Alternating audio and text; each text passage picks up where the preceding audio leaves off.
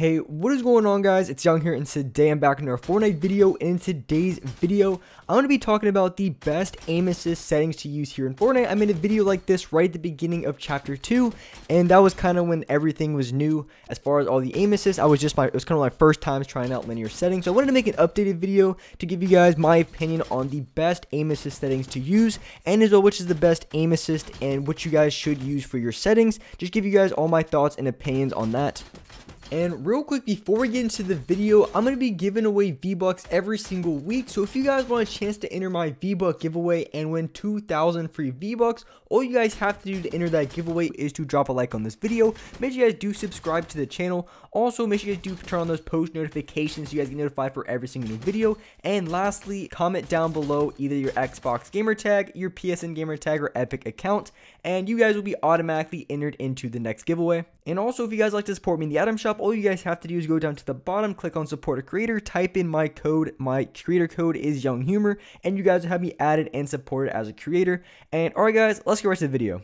Alright, so in this video, I wanted to be talking about the best aim assist settings to use, and I also wasn't going to do this video because they were, they said on March 13th, they said they were going to take out legacy settings, but they ended up not taking those settings out at all. So I wanted to make another updated video on the best aim assist settings in Fortnite and which ones you guys should use and which ones I would recommend. Because when it comes to all the different settings, each of them have their advantages and disadvantages. So honestly, when it comes to choosing the best settings for yourself, it entirely depends on your playstyle. So I wanted to give this video kind of as a guide to show you guys which settings you should or shouldn't use.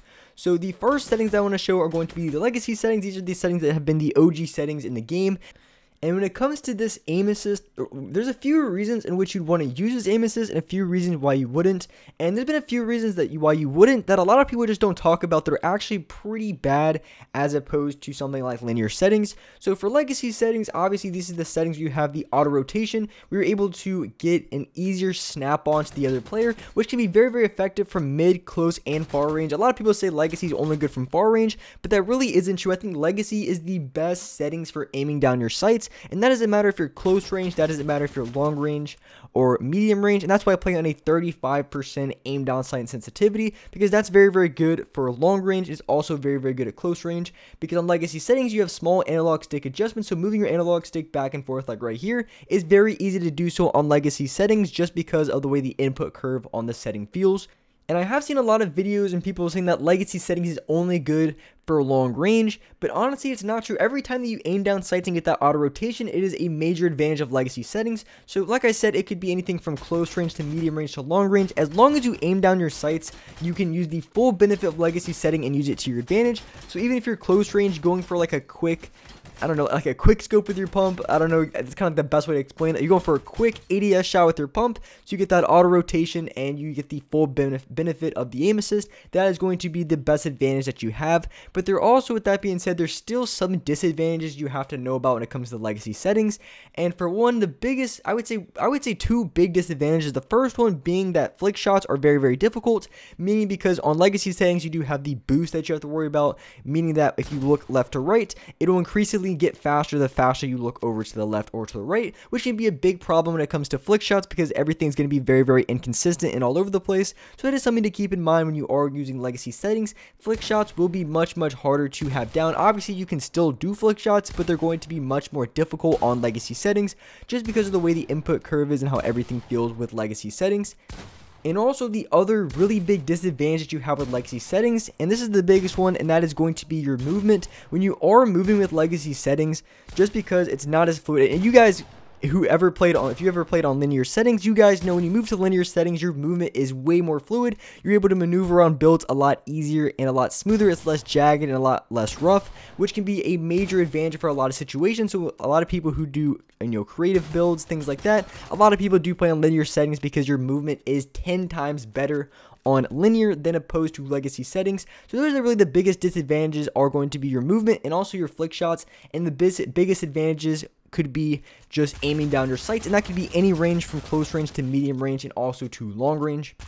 And so moving on to the next settings, these are going to be the linear settings, the linear aim assist. And when it comes to the differences between linear and exponential, the aim assist is exactly the same, the strength is exactly the same, the way it works is exactly the same. And when it comes to linear, like I said before when I was talking about legacy settings, the movement being really bad, on linear settings the movement is very good. But the thing I really like about linear is that the input curve is 100% consistent as long as you don't have any boost on. So if you play on a decently low dead zone with linear settings, everything's going to feel really responsive and really smooth, and also very consistent, meaning that when it comes to flick shots, that is going to be a major advantage of linear settings.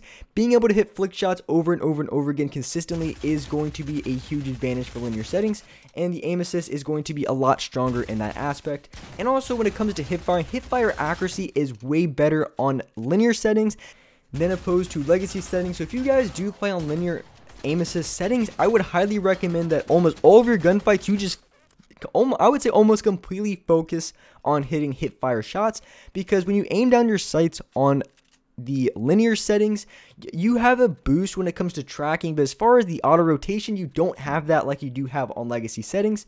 So on linear, what you'd want to do is just focus on hip firing a lot of your shots, and that is going to be a major advantage. And also it's really good though, because when you aim down your sights, I'm not sure exactly how long, I think it depends on the gun as well. It takes a certain amount of time for you to aim down your sights on your weapon. So if you're just hip firing your shots, you're able to get shots off a lot quicker and a lot faster. And because the aim assist is stronger at that hip fire range on linear settings, and also exponential as well, but especially for linear settings, that hip fire accuracy and aim assist is going to be very strong. So you're better off just 100% focusing on hitting hip fire shots. Obviously if it's from range or like a decent medium distance, then you'd want to aim down your sights. But as far as close range, 100% don't even aim down your sights whatsoever, just hip fire all of your shots. It's going to be way better, and your aim assist is going to be much stronger. But also another very strong advantage of linear settings is going to be the mid-range. The mid-range is very good whether it comes the SMG or the AR on linear settings, and the reason for this being is that the tracking on linear settings is very strong at medium range. At far range, not so much, it's a lot more difficult. But when you talk about medium range, it is going to be extremely strong on linear settings, and that is going to be another extreme advantage of linear settings. And obviously far range is going to be, you guys already know, a disadvantage of linear settings. So exponential is the last aim assist settings that I want to show you guys, and I do really like exponential. I may or may not end up changing my settings to exponential, but with exponential settings, it's the exact same aim assist as linear, but honestly with exponential it feels a lot stronger, meaning that because the way the input moves on here, you're able to make that small analog stick adjustment as I'm showing right here on the screen.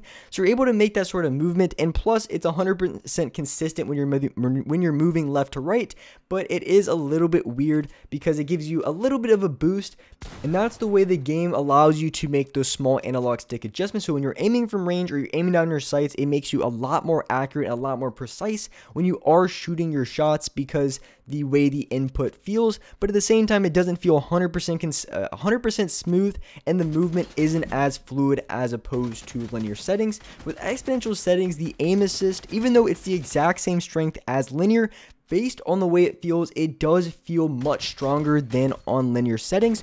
So if you're looking for some good settings, you can build, you can edit pretty good, but you really don't like the feel of legacy, exponential is a really good alternative because it kind of has the linear feel to an extent, but also at the same time you're able to hit shots a lot more consistent. It's kind of like the in-between between legacy and also the linear settings. So I really do like exponential a lot. Like I said, I might end up switching to it just because of the way it feels, and the aim assist just because of the way the input curve is. It definitely feels a lot stronger on the aim assist. I feel like I'm able to lock on targets a lot better, but like I said, the big disadvantages are, they're not really big disadvantages, but disadvantage as opposed to linear settings are going to be the movement. And also when it comes to the disadvantages between that and legacy settings, you're not going to have that auto rotation, but the tracking just feels so much stronger and just so much better than opposed to the linear settings. So when you're already aiming down your sights and you're tracking the other player, you're going to be extremely accurate, which is a huge advantage from the mid-range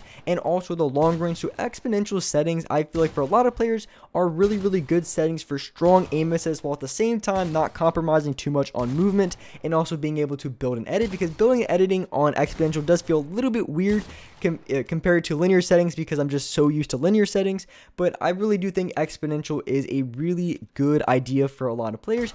And anyways, with that being said, that's going to wrap it up for this video. If you guys enjoyed this video, if you guys found this video very helpful, make sure you guys do smash that like button. Make sure you guys do subscribe to the channel. Make sure you guys do turn on those post notifications so you guys can get notified for each and every new video. And alright guys, I'll see you next video.